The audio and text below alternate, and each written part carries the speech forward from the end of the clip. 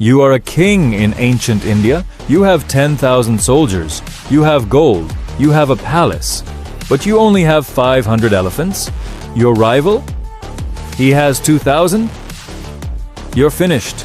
You know it. Everyone knows it.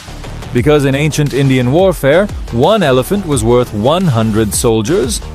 A single war elephant could charge through your entire army, crushing formations, breaking lines. It was unstoppable. Elephants weren't just powerful, they were the ultimate advantage. So naturally, kings started collecting elephants, not just using them in war, collecting them, hoarding them, obsessing over them.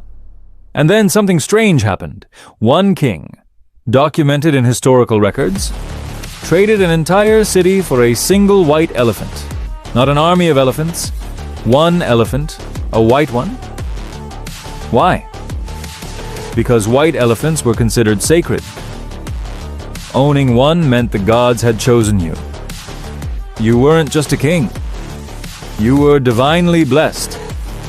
So kings across India started going bankrupt chasing white elephants, keeping them in luxury palaces, throwing festivals in their honor, feeding them feasts, all while their soldiers went hungry.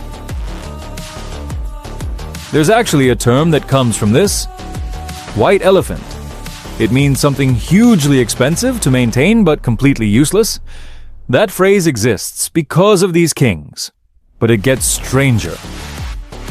There was a royal position called the elephant handler. His entire job was managing the king's elephants.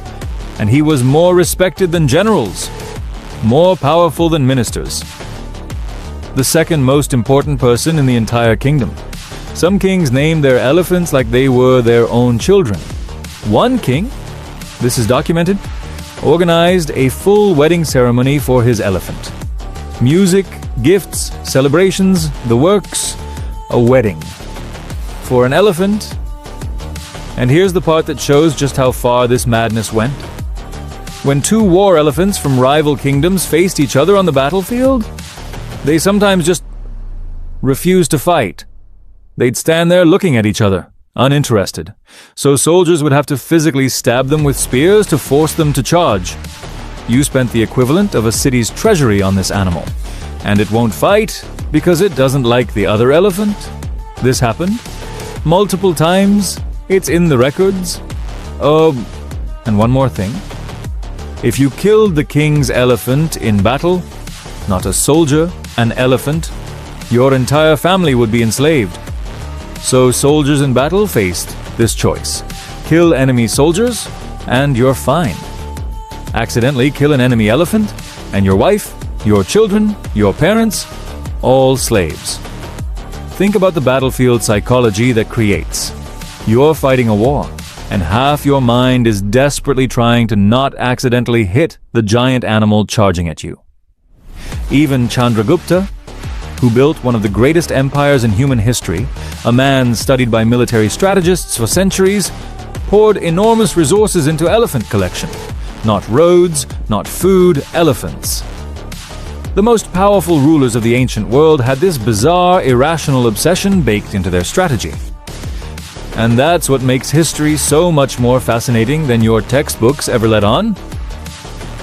These weren't perfectly rational geniuses playing chess with armies. They were humans. Weird, obsessed, superstitious humans with bizarre priorities and irrational fears.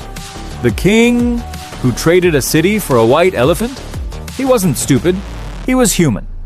He believed, deeply, that the gods favored the man with the sacred animal. We all have our white elephants, the things we pour everything into because we've convinced ourselves they're the key to everything. If you found this interesting, there's a lot more where that came from. Ancient India is full of stories that will completely rewrite what you think you know about history. Like and subscribe if you want more of this. See you in the next one.